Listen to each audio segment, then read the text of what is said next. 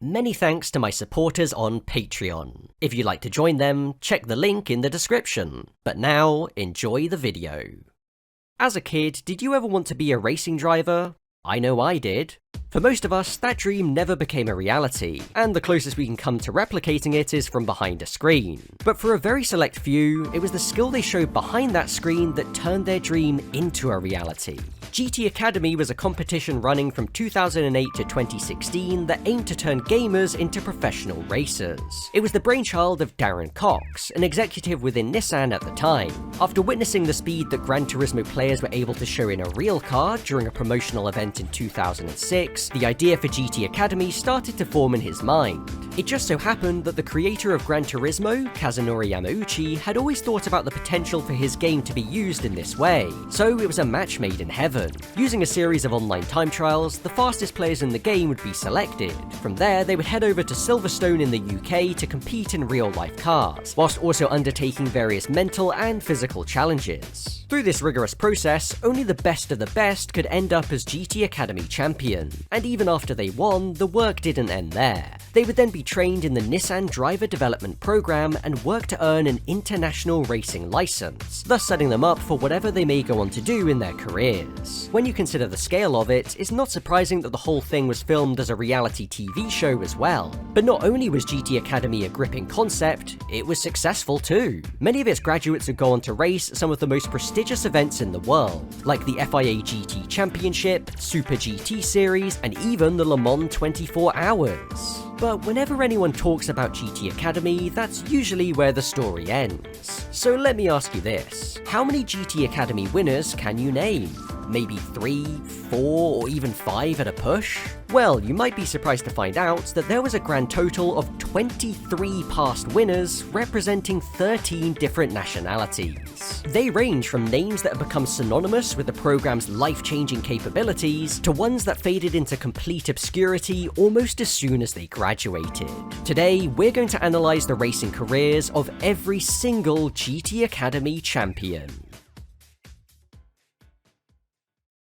It's often forgotten, but for the inaugural GT Academy in 2008, open to participants from 12 countries across Europe, there were actually 2 winners chosen. First was Lucas Ordóñez from Spain, but also Lars Schlurmer from Germany. The reason you might not be familiar with that second name is because, after undergoing Nissan's intensive driver training program, he still wasn't deemed ready enough for real racing, and was dropped from the system. Ordóñez, on the other hand, was seen as much more prepared. As such, he was selected to drive a Nissan 350Z at the Dubai 24 Hours the following year, something that would become traditional for graduates of the program.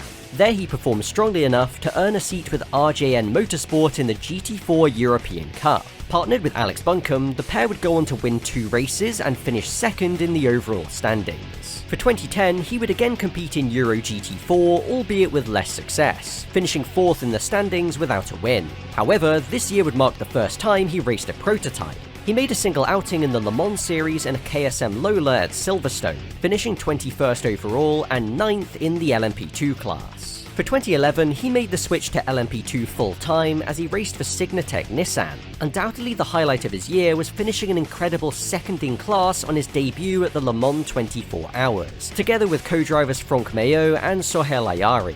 As far as the GT Academy program itself was concerned, this was truly its breakthrough moment, proving without a shadow of a doubt that a gamer can become a world-class racer. In 2012, he moved over to Greaves Motorsport to race their Zytek LMP2 car. His second attempt at Le Mans wasn't quite as successful, finishing 8th in class, but he did also make appearances at the Spa and Nürburgring 24-hour events at the wheel of a Nissan GTR GT3. The latter of those was notable as not only was it his debut in the race, but one of his co-drivers was Gran Turismo creator Kazunori Yamauchi. His final outing that year was in Petit Le Mans at Road Atlanta, which is also noteworthy for being his only appearance in the experimental Delta Wing. Ordóñez would again take on the Le Mans 24 Hours in the LMP2 class in 2013, managing to return to the podium with 3rd in class. However, this year would mark his full-time switch to the GT3 category, racing in the FIA GT Championship and Blancpain Endurance Series. In the latter, he would actually become the Pro-Am Cup champion in his Team RJN Nissan, which he shared with various different co-drivers over the season. In 2013, Ordóñez would also make his debut in Japan's Super GT series at the Suzuka 1000 km, finishing 9th in the GT300 class. For 2014, Super GT would be his main series as he would pilot the Nissan Driver Development Program car together with former GT300 champion Kazuki Hoshino. The pair would have a very consistent year, scoring points in every race bar one, and taking a single win at Chang International in Thailand en route to 4th in the standings. His impressive debut year in the series would warrant Nissan promoting him to their GT500 ranks for the 2015 season. However, after just 3 lackluster races in the Kondo Racing Nissan, Ordóñez would be dropped in favour of senior Nissan driver Michael Krum. Quite a crushing blow for Ordóñez, but it only got worse when in the very next race at Fuji, Krum and teammate Daiki Sasaki would storm to victory. It really do be like that sometimes. His other major outings this year would be at the Nürburgring 24 Hours, where he finished 9th overall, and once again at Le Mans. He was part of Nissan's LMP1 lineup for their ill-fated GTR LM Nismo venture, but the car only lasted 9 hours before retiring after losing a wheel. It's worth noting that whilst he was in Japan, he also competed in Japanese F3, finishing 5th overall with 5 podiums. However, these results weren't enough to earn him a promotion to Super Formula, and so he returned to Europe to focus on Blancpain GT in 2016. He would once again race an RJN Nissan over the next 3 years, managing to score a single top 3 finish in that time. But at the close of the 2018 season, Nissan would end their partnership with RJN and Gran Turismo, leaving Ordóñez to find his own way for the first time in his career. In 2019, he would only make a few outings, being drafted in by Bentley for a couple of races, including the Spa 24 Hours, and taking on the Nürburgring 24 with a Vulcan-horsed BMW, although none of his results were worth writing home about. And that's where our story ends, at least for now. It is worth mentioning that since then, Lucas Ordóñez has become an ambassador for Gran Turismo, also serving as a Spanish-language commentator for their esports events. After a hiatus in 2009, GT Academy returned for its second season in 2010. This year, it would be France's Jordan Tresson who would come out on top, immediately securing a spot in European GT4 with RJN. His best result that year would be second place in race 11 at Magny-Cours, and he would actually finish level on points with Ordóñez. Despite both being RJN drivers, neither would race in the same car that season. In 2011, he would again race a 370Z GT4 and would win the Blancpain GT4 Cup alongside co-drivers Alex Buncombe and Chris Ward, taking 2 wins en route to the title. Much like Ordóñez, from here he would graduate to LMP2 with Signatech Nissan. Competing in the newly relaunched World Endurance Championship in 2012, he was teamed with compatriots Franck Meilleux and Olivier Lombard, ending the season 6th in the LMP2 standings. On his debut at the Le Mans 24 Hours, the team would finish 9th in class, but their highlights would come in round 6 at Bahrain where they managed 2nd.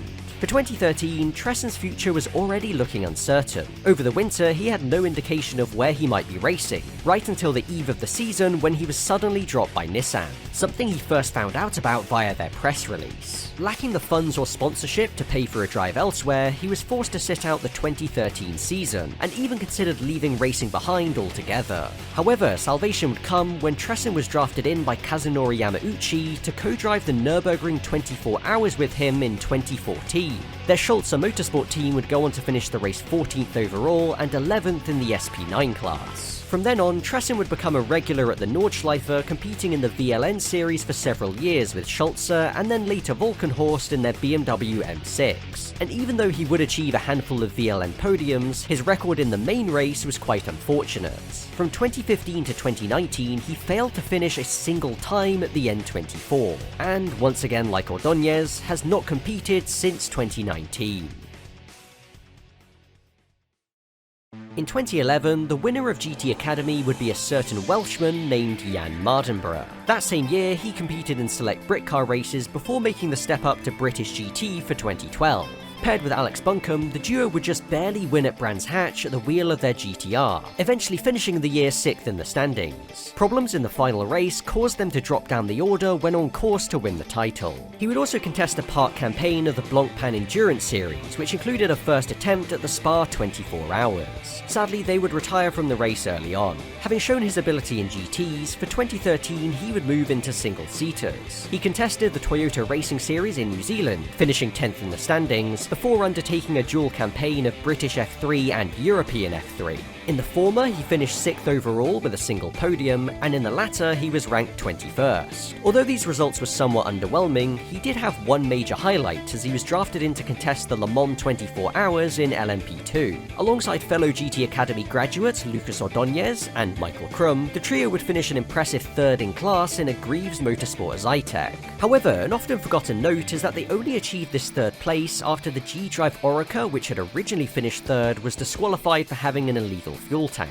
This means that Mardenborough never actually stood on the podium at Le Mans. For 2014, he would again contest the Toyota Racing Series, this time finishing 2nd, barely missing out on the title by 4 points to Andrew Tang. He would pair this with a campaign in GP3 driving for Arden, achieving a win in the 8th race at Hockenheim and eventually finishing 9th in the standings. A second attempt at Le Mans with Oak Racing looked like it could lead to a class win, but issues late in the race would result in 5th place in LMP2. Into 2015, Mardenborough once again competed in GP3, now with the Carlin outfit, scoring a couple of podiums. However, at the Monza round, he was brought in as a super sub for Carlin in GP2 to replace their regular driver Sean Gelael. However, he failed to make much of an impact, finishing as the final car still running in both of his races. Being a Nissan Works driver in 2015, Mardenborough was also part of their LMP1 Le Mans challenge that year, as he slotted into the number 23 car alongside Olivier Pla and Max Chilton. Sadly, he would be forced to park the car with just an hour to go after suffering a suspension issue.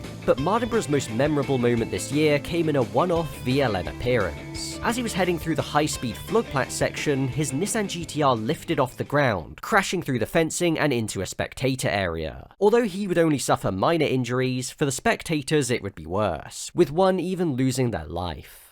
For 2016, Mardenborough would head to Japan to contest a dual campaign of Super GT and Japanese F3. Filling the same seats that Ordóñez had just a couple of years earlier, he would finish 4th in the standings in GT300 alongside Kazuki Hoshino, with a win in only his 2nd race at Fuji. In Japanese F3, he would also impress, ending up just 3 points behind series champion Kenta Yamashita with 4 wins. This impressive debut year in Japan would see him hit the big time in 2017. He was promoted to GT500 with Team Impel and their iconic Calsonic liveried Nissan, and he would also represent Impel in Super Formula. However, in both series, results would be hard to come by. In Super GT, he would achieve a best finish of 5th and eventually be ranked 15th in the standings alongside teammate Hironobu Yasuda. Meanwhile, in Super Formula, he would end up 14th with a best result of 6th, some way down on his teammate Yui Sekiguchi, who finished 4th with 2 race wins. As a result, he was dropped from Impel's Super Formula lineup for 2018, but did continue with the team in Super GT the following year. Now focusing solely on his GT500 campaign, he was able to show strong pace with new teammate Daiki Sasaki, but a win still eluded them. A golden opportunity in round 5 at Fuji went begging. After dominating for most of the race, they suffered a loose intercooler pipe in the closing stages, thus losing a win that looked almost nailed on. The next race at Sugo also could have led to more. Mardenborough took the lead in the first stint, but they eventually dropped back to 3rd when the car started overheating. Even still, this would be his first GT500 podium. 2 non-scores to round off the year would leave Impel 12th in the standings, and for 2019, Mardenborough would be moved to the Kondo team. Generally considered the least competitive of the Nissan quartets thanks to their Yokohama tyres, he still managed to finish just half a point behind his former employer's Impel. However, this was during a period of decline for Nissan in GT500, as their aging GTR could no longer keep up with the Toyotas or Hondas. So, despite a decent showing alongside Mitsunori Takaboshi, including 5 points finishes, they could still only manage 14th in the tables. And as it turned out, things only got worse in 2020, with just 2 points finishes, ending up 19th and dead last in GT500. For 2021, Nissan made the move to axe Mardenborough from its GT500 lineup, a decision that was seen as controversial by many given that he personally was still performing well, and even better than many of his Nissan stablemates. Regardless, he was still part of the main Nissan family, and was moved to focus solely on simulator work for their Formula E program. So, now is probably a good time to mention the elephant in the room, the Gran Turismo movie. In 2022, it was announced that work was starting on a movie based on the Gran Turismo games that followed the story of a gamer becoming a professional racing driver. It was soon confirmed that the plot would be based on the real-life story of Jan Mardenborough. Mardenborough himself was even approached to work on the film and act as a stunt driver for Archie Madekwe, the actor who portrays him in the movie. Released in August 2023, the film itself only covers a few years of his actual racing career, with various events being reordered or just made up entirely. I mean, the whole thing centers around Jan becoming the first winner of GT Academy, who then goes on to finish on the podium at Le Mans. You know, despite the fact that, as we've covered, it was actually Lucas Ordóñez who had done that 2 years earlier. Anyway, accuracy aside, what this film did was get Mardenborough's name back in the limelight. Having not raced since 2020, he made his return in the Fuji 24 Hours in May 2023. By this point, he was no longer affiliated with Nissan, but he did race a GTR for Helm Motorsports, helping them to a 4th place finish. In 2024, he reunited with RJN, making a one-off appearance for them in a British GT race at Silverstone. Alongside Chris Buncombe, he would finish 3rd overall and 1st in the Pro-Am class. He also raced their McLaren 720S at the Spa 24 Hours, finishing 41st overall. As of writing, he's still yet to announce any plans for 2025. But back in 2011, there wasn't just one GT Academy, there were 2. Alongside the European competition, the USA had their own version with the same reward, becoming a professional driver with Nissan. The winner of this would be Brian Heitkotter. Immediately after his victory, he would be entered in a number of Brit car races alongside Mardenborough, before heading back to the US in 2012. There, he would drive for Nissan, making select outings in the Pirelli World Challenge and IMSA Continental Challenge over the next few years, achieving a handful of podiums. In 2015, he would graduate to the GT ranks, driving a Nissan GTR GT3 in the Pirelli World Challenge.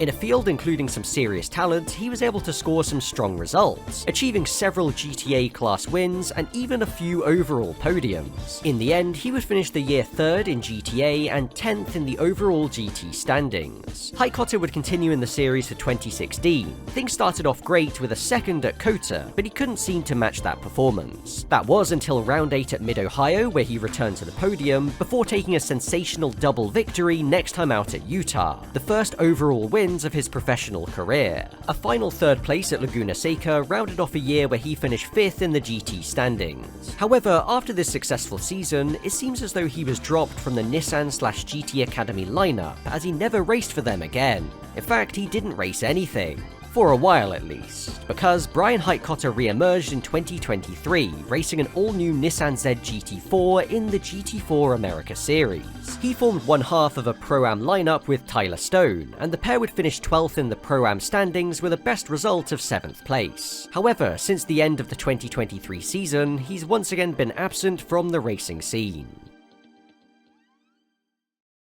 In 2012, GT Academy expanded yet again. There were now 4 versions: GT Academy Europe, GT Academy USA, as well as specific competitions for Germany and Russia. The winner of the European competition was Belgian Wolfgang Riep. In 2013, he would be promoted straight into the GT3 ranks, taking on the FIA GT Series, where he would finish 5th in the Pro-Am class with a handful of podiums, as well as a few outings in the Blancpain Endurance Series.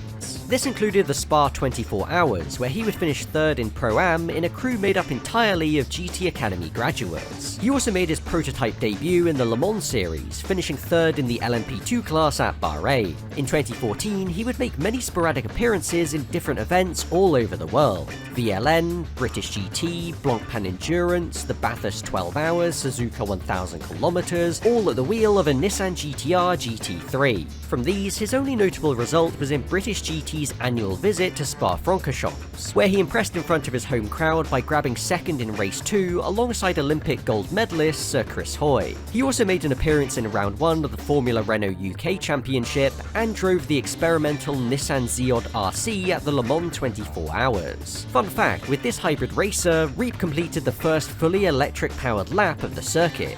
Sadly, in the race itself, the car would only last 5 laps before suffering a transmission failure. 2015 would start off very well for Reap. At the Bathurst 12 Hours in February, he would take victory together with co-drivers Florian Strauss and Katsumasa Chiyo, although it would be the latter who earned the most attention thanks to his heroics in the last few laps. He would also compete in the Blancpain Endurance Series this year alongside Chiyo and Alex Buncombe. The trio would win at the 1000 km at Paul Ricard, and with 4 more points finishes across the year, became the overall champions with RJN Nissan. In spite of this incredible achievement, Reap would be dropped by Nissan for the following year. However, he would make history by becoming the first GT Academy graduate to be signed by another manufacturer when he joined M Sport Bentley for 2016. Yet again, he would campaign in Blancpain Endurance with new teammates Maxime Soulet and Andy Soucek, and he would score a 3rd place on debut at the 3 Hours of Monza. Further points finishes, including 4th at the Spa 24 Hours after leading for part of the race, would leave the team 3rd overall in the final standings. But yet again, he would find himself without a drive at the end of the season. He was announced to be involved in the planned Electric GT series, but with that being in a perpetual state of delay, it didn't lead to anything. Reap did make a brief comeback in 2018 when he raced an Aston Martin Vantage at Spa in GT Open, but this ended up just being a one-off. Unfortunately, his story would have quite a sad ending. In 2022, Reap announced that he had been diagnosed with hyperacusis, a hearing disorder where even moderately loud noises cause him immense physical pain. It's something that he first experienced back in 2014, and the years of racing after that only made the situation worse. As a result, he hasn't raced professionally since 2018 and likely never will again.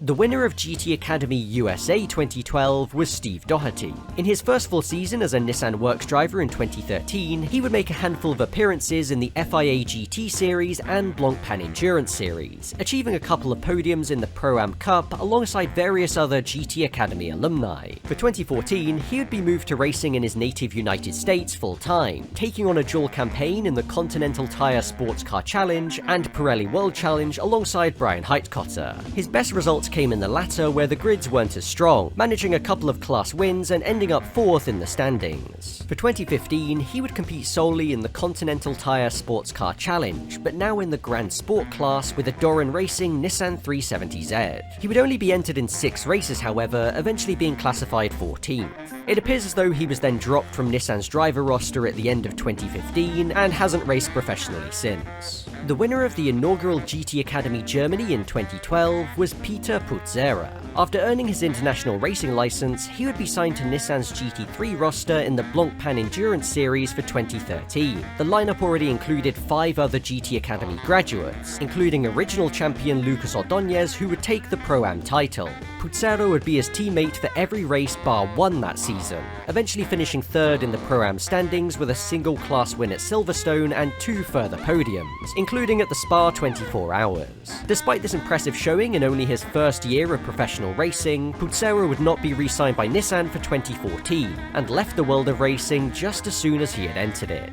The final regional champion of 2012 was Mark Szulzicki from Russia. His 2013 was much like the other regional champions, undertaking a dual campaign of the FIA GT and Blancpain Endurance Series that yielded a single Pro-Am podium in the latter. He also made his LMP2 debut in the 6 Hours of Shanghai, finishing 9th overall and 5th in class. 2014 would see him have further LMP2 outings, competing for Greaves Motorsport in a few rounds of the European Le Mans Series alongside Luciano Becchetta. Their best result would be 4th place at the Red Bull Ring, but undoubtedly his highlight of the year was racing at the Le Mans 24 Hours for the first time with Oak Racing. The car he shared with Jan Mardenborough and Alex Brundle looked on course to win in LMP2 until losing time late in the race, eventually finishing 5th. In 2015, Szulzicki was selected to be one of the drivers for Nissan's LMP1 assault at Le Mans. He drove the number 21 car alongside Lucas Ordóñez and Sugio Matsuda, but a loose wheel put paid to their ambitions of reaching the finish. He also took part in a few ELMS races in an LMP3 Ginetta and made a couple of GT3 outings, most notably in front of his home crowd at a Blancpain Sprint Series round in Moscow. In 2016, his only outing would be at the Nürburgring 24 Hours for Schulze Motorsport. One of his co-drivers was 2010 GT Academy champion Jordan Tresson. Sadly, the team would fail to finish, and Szulzicki hasn't competed professionally since then. In 2013, there would be a whopping 6 GT Academy competitions. Europe, USA, Germany, and Russia would be joined by the brand new Africa and Middle East regions. The Middle East competition technically started in late 2012, but the winner, Qatari Salman Al-Khater, was officially crowned in 2013. Unfortunately, for reasons I'll get to in a moment, there isn't very much information available about his career after winning GT Academy. He did compete in a Brit car event at Silverstone in September 2013 to help towards earning a race license, and then the traditional Dubai 24 hours at the start of the following year, but that's about it. It's possible that he raced in a few minor national series after this, but I can't find much concrete information. So let's move on to the winner of GT Academy Africa, Ashley Oldfield. South African Oldfield raced alongside Al-Khater in a single Brit car race, and then also competed at the Dubai 24 hours. But again, like Al-Khater, there isn't much information on his career beyond this. A possible reason for this is that, as far as I can tell, neither Al-Khater nor Oldfield were actually signed as professional drivers by Nissan. Like almost every GT Academy winner, they were given the opportunity to earn a race license, but beyond that, it doesn't seem like they raced for Nissan ever again. Adding to this is the fact that on the GT Academy section of the Gran Turismo website, Al-Khater and Oldfield's names are suspiciously absent, despite the fact they are GT Academy winners, as was reported at the time. I was still able to dig up some more information on Oldfield though. He currently works as a motoring journalist for cars.co.za, and his connections in the motor industry have allowed him to take part in some national level racing in South Africa. As recently as 2022, he raced in and won the Toyota GR Yaris Cup, and also made a cameo appearance in a Toyota Corolla touring car. The 2013 champion in the European region was Miguel Faísca from Portugal. For 2014, he would be drafted into Nissan's Blancpain Endurance team, by now a standard ritual for GT Academy winners. He would complete the full season partnered with Katsumasa Chiyo and a rotating cast of other GT Academy winners. His best result with the team would be at the 3 hours of Paul Ricard, where they finished 10th overall and 3rd in the Pro-Am class. This would leave him 12th in the driver standings at the end of the year. However, he would make one final appearance in 2014 at the 4 hours of Estoril driving a Zytek LMP2 car. His team would finish in 7th place. But after this single season as a Nissan Works driver, his career would go quiet. He was still kept in its roster of drivers, but didn't make a single major outing in 2015. In 2016, he would make a brief return, piloting a Ligier LMP3 car in the 4 hours of Estoril and finishing 6th in class. But after this, his time on the motorsport ladder seemed to come to an end, having not raced professionally since then. Over in the US competition, 2013's winner would be Nick McMillan. Much like Faísca, he was drafted into Blancpain Endurance for 2014. Competing in all 5 rounds of the series, his highlight was securing 8th overall and 1st in the Pro-Am class at Silverstone. This would leave him 8th in the final Pro-Am standings. For 2015, he was moved across to the IMSA Continental Challenge, where he drove a Nissan 370Z. McMillan would race in 8 rounds that season, scoring a best result of 4th and finishing 13th in the final standings. He would also drive a Ginetta LMP3 machine at the Le Mans test, prior to the 24 hours itself. But after 2015, he was released by Nissan, meaning that he had to fund his own racing from thereafter. Despite a few near misses, including a potential NASCAR Xfinity drive in 2017 and a test in a second-tier Australian supercar in 2018, McMillan has still yet to find his way back onto the grid, at least in the real world. Because in 2018, he reappeared to compete in the inaugural Gran Turismo World Championships eSport events. It is thanks to Gran Turismo that he ended up in a race car at all, so at that point his career had come full circle.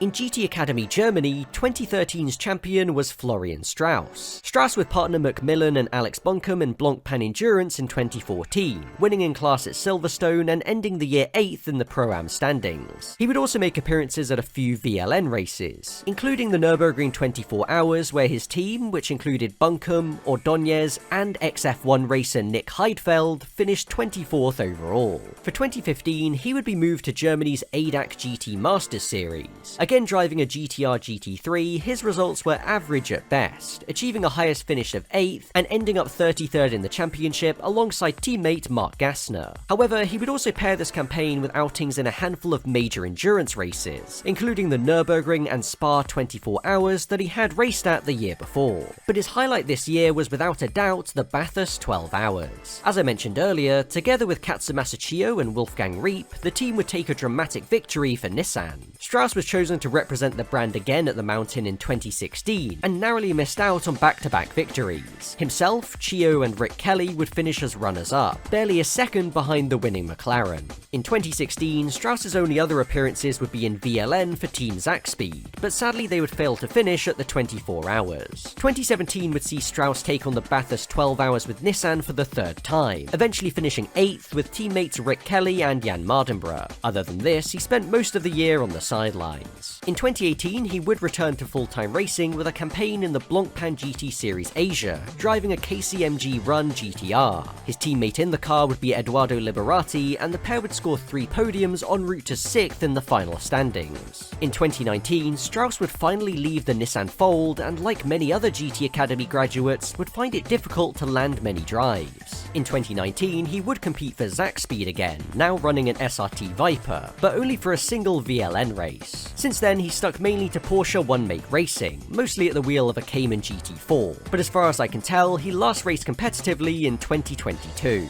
Rounding off the GT Academy winners from 2013 is Stanislav Aksanov from Russia. Like most other graduates this year, he was placed in Nissan's Blancpain Endurance lineup. Together with Miguel Feischke and Katsumasa Chiyo, he would achieve 10th overall and 3rd in class at Paul Ricard. But unfortunately, this is as far as Aksanov's racing journey goes. His contract with Nissan wasn't renewed for 2015, and he hasn't raced anywhere else since then.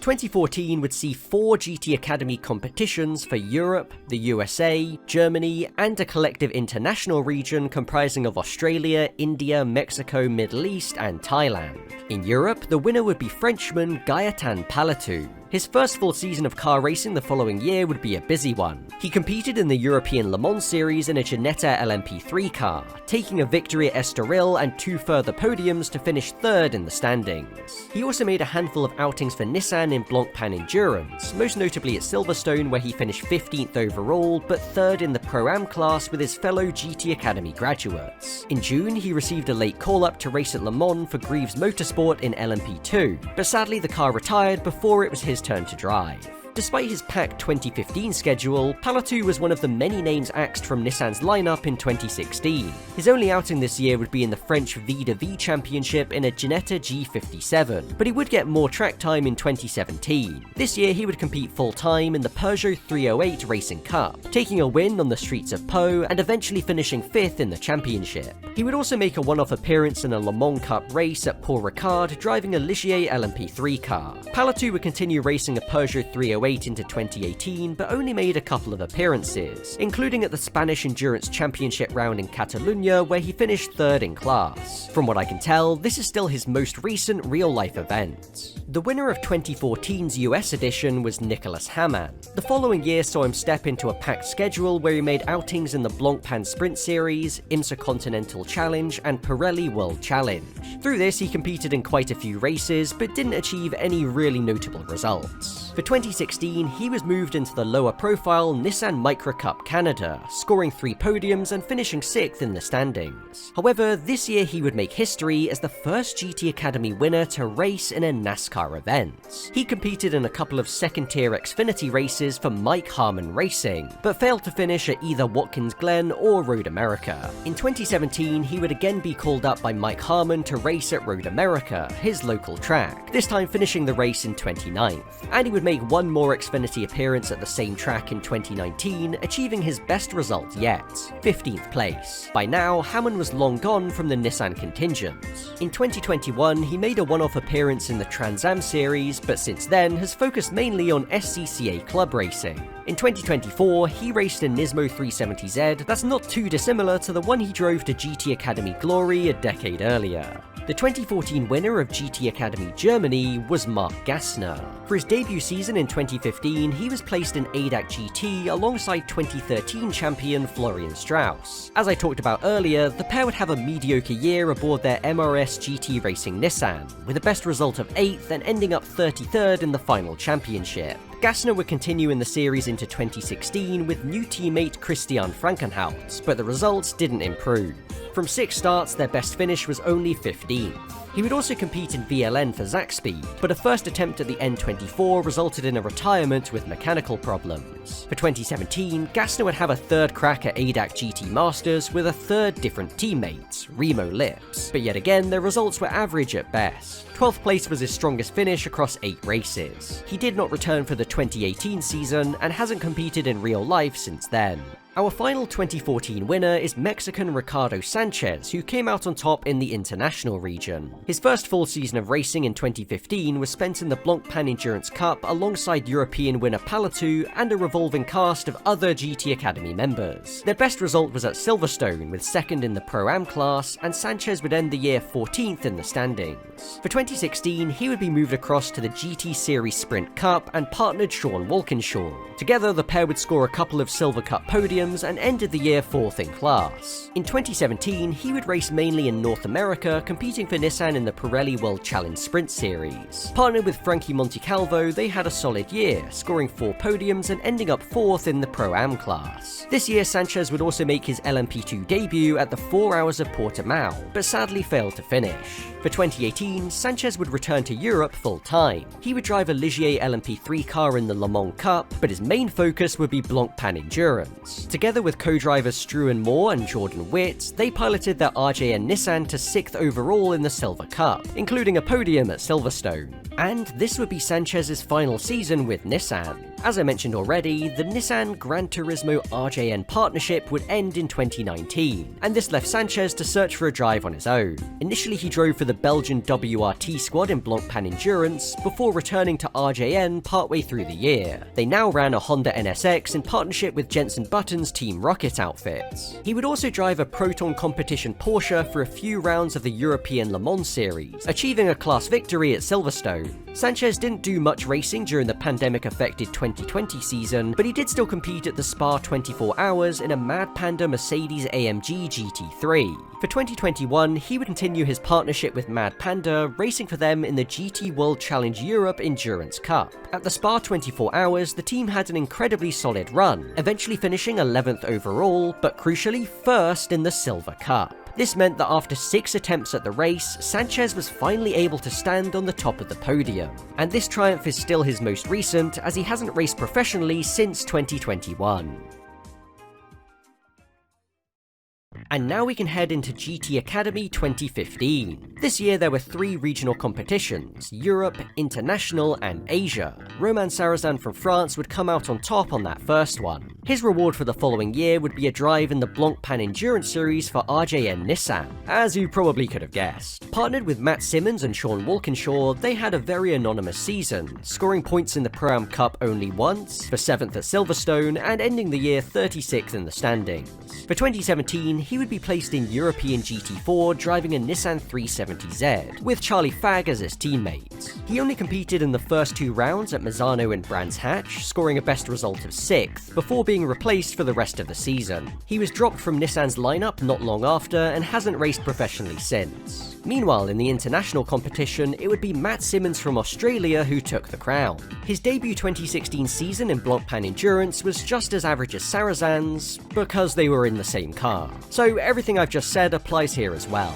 He did also make a couple of outings at the end of the year in the Australian GT Series, partnered with Michael Caruso, but they failed to finish either race. Simmons would continue in Blancpain GT into 2017 with new teammates Matt Parry and Struan Moore. Sadly, the squad would fail to score points all season. 11th at Paul Ricard was their highest finish. Simmons' tenure with Nissan ended there, but just like Nick McMillan, he did stay in the Gran Turismo fold, taking part in the FIA GT Championship starting in 2018. He did make a brief return to IRL racing with a one-off appearance in TCR Australia for Milden Motorsports. His results of 12th, 17th and 13th didn't set the world on fire, but he did still manage to beat his teammate Barton Moore in each race. However, since then, he's only competed virtually.